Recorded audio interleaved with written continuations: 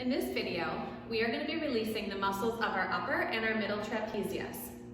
So the most important thing is to get in a good position where your posture is nice and upright and your shoulder blades are resting kind of back, avoiding this kind of hunched, rounded position.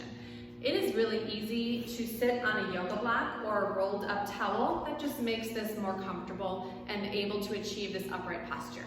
Okay, so these two muscles here are super common to be tight and tender on lots of people, so it's a good thing to be working on. So I want you to take your right hand and kind of explore through the top of your shoulder. Those muscles extend from your shoulder blade and actual shoulder here up into your head and neck.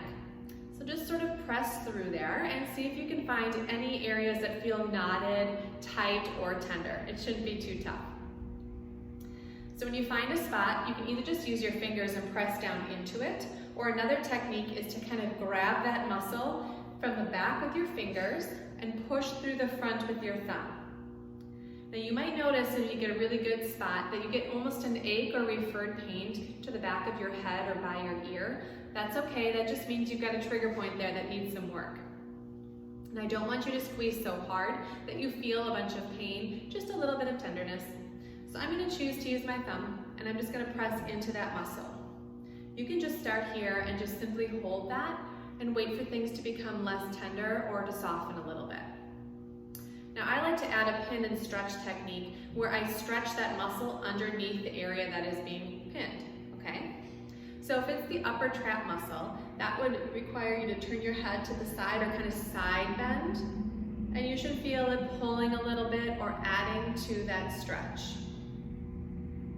Now, if you have some of the fibers of the middle trap muscle, which is kind of hard to distinguish between them, you might find that you need to sort of rotate a little bit more or kind of bring your head down and over to feel that stretch.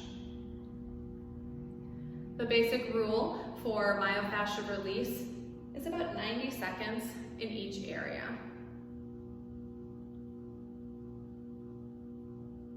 Good, and you just want to make sure that you repeat that on the other side using your opposite hand.